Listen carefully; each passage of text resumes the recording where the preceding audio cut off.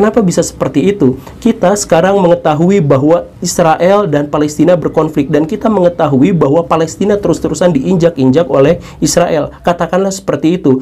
Dan sebagai imbasnya adalah kita memberikan kepada Palestina itu bantuan ekonomi. Kita memberikan kepada mereka rumah sakit, sekolahan, dan sebagainya. Bukan hanya kita dalam artian orang Indonesia, orang Turki melakukan hal yang sama, orang Jordania melakukan hal yang sama. Tetapi kita tidak pernah memiliki data sama sekali seberapa banyak yang pernah kita berikan kepada orang-orang Yaman yang jauh lebih menderita, yang kelaparannya mencapai jutaan orang, dan kita tidak pernah mengingat-ingat bahwa Saudi Arabia pernah membom satu bis sekolah penuh dengan siswa anak-anak kecil hanya gara-gara mereka terindikasi orang Syiah.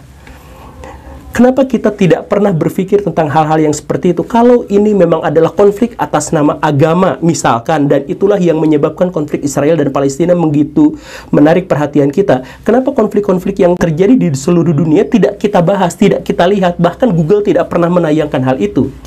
Karena pada faktanya Baraya bahwa itu sebenarnya bukan konflik agama. Itu sesungguhnya adalah konflik kepentingan, dan karena itu adalah konflik kepentingan ekonomi dan geostrategis, maka yang ditampilkan itu adalah bentuk dari propaganda-propaganda, bukan fakta yang sesungguhnya. Propaganda dari siapa? Dari yang sangat membutuhkannya. Saya akan jelaskan Baraya, kita akan mulai dari sudut pandang orang Yahudi dulu. Orang Yahudi itu memang memiliki tanah yang dijanjikan, tanah yang sekarang menjadi sengketa itu. Tetapi tanah yang dijanjikan itu menurut orang-orang Yahudi hanya boleh ditempati dan tempat berkumpul orang-orang Yahudi di zaman Mesias. Artinya ketika Mesias mereka datang, turun ke bumi, maka di sanalah mereka akan berkumpul. Pada faktanya orang-orang Yahudi sendiri, orang-orang paling literal di antara rabi-rabi mereka mengatakan sebelum zaman Mesias itu tidak boleh ada seorang pun yang berani-beraninya mendirikan negara Israel di sana. Itu menyalahi ketentuan Tuhan.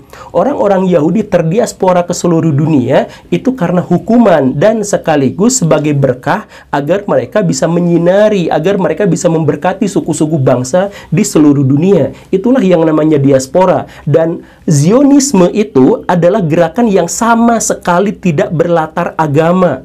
Pendirinya Theodor Herzl itu adalah seorang jurnalis, dia adalah seorang sekuler, dia adalah orang yang tidak taat pada ajaran agama Yahudi. Ketika dia mendirikan ajaran Zionisme dan kemudian menjadikan itu sebagai basis untuk mendirikan negara di Palestina, itu sama sekali tidak ada sangkut pautnya dengan agama. Adalah sangat aneh ketika mereka, orang-orang Zionis itu dikatakan sebagai ultra konservatif sayap kanan yang pro terhadap teks-teks Taurat. Sama sekali tidak seperti itu. Mereka tidak memiliki landasan keberagaman apapun, karena justru dalam agama mereka orang-orang Yahudi tidak boleh berkumpul di situ sebelum Mesiasnya datang. Aneh kan? Dan memang, ayo kita sekarang nyebrang ke dalam sudut pandang orang-orang Islam. Kalau menurut orang-orang Islam dikatakan bahwa tanah Palestina itu harus direbut kembali dari Israel karena itu adalah tanah suci keberagamaan, lalu kenapa sepanjang sejarah orang-orang Islam selalu mengabaikan tanah itu? Di era Perang Salib, ketika ada 150.000 pasukan orang-orang Eropa datang ke tanah itu, kemudian melakukan pembantaian, pemerkosaan, penjarahan terhadap kota itu, apakah orang-orang Islam bereaksi? Tidak, tidak ada reaksi sama sekali. Apa yang sesungguhnya terjadi pada zaman itu? Ada Abu Hamid Al-Ghazali, ada Syekh Abdul Qadir Jailani, ada Fakhruddin Razi, ada begitu banyak ulama, tetapi tidak ada satupun di antara mereka yang pernah menuliskan kejadian Perang Salib, kejadian tentang kekerasan yang terjadi di Palestina. Kalau Palestina adalah tanah yang suci, kenapa mereka sedemikian diabaikan? Baru 100 tahun kemudian datang Salahuddin Al-Ayyubi berusaha mengambil alih kembali tanah itu. Dan apa yang terjadi setelah itu menjadi ajang kekerasan dari dinasti Ayyubiyah, kemudian Mamluk, kemudian Turki. Dan setelah Turki Utsmani menguasai itu, setelah wafatnya Al-Kanuni, apa yang terjadi? Tanah Palestina tidak pernah digarap oleh orang-orang Islam, diabaikan begitu saja. Orang-orang yang tinggal di sana tidak pernah diurus sedemikian sampai orang-orang Palestina mengungsi semuanya ke Mesir atau ke Suriah atau ke Lebanon. Tanah itu hampir dikosongkan gara-gara memang tidak ada satupun pemerintah yang mau ngurus tanah itu. Bahkan ketika sekarang, zaman sekarang, kalau tanah itu memang benar-benar suci, kenapa Saudi Arabia membiarkan pendudukan Israel? Padahal dia memiliki kekuatan yang cukup besar untuk menghancurkan Israel. Kalau memang tanah itu dianggap suci oleh orang-orang Islam, kenapa Turki diam?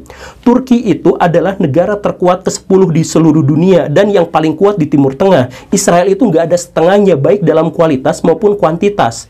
Teknologi Turki dalam kemampuan berperang itu adalah salah satu teknologi paling inovatif di seluruh dunia. Israel gak akan menang melawan Turki. Tetapi kenapa Turki tidak mau menyerang? Nah, kalau memang ini benar-benar dianggap suci, kenapa Palestina selalu diabaikan sepanjang sejarah orang-orang Islam? Dan sekarang, ketika orang-orang Yahudi datang ke sana, orang-orang Islam marah-marah. Kenapa bisa seperti itu? Ibaratnya kita punya anak. Anak itu kita terlantarkan, biarkan miskin, biarkan kelaparan, biarkan hujan kehujanan, panas kepanasan, gak dikasih baju, dan lain sebagainya. Kemudian ketika ada orang yang memungutnya dan kemudian mengurusnya, kita marah-marah. Apakah itu yang dimaksud dengan tanah suci? Apakah itu yang dimaksud dengan kota suci? Nah, ini sesungguhnya menjelaskan bahwa perang ini sama sekali bukan perang atas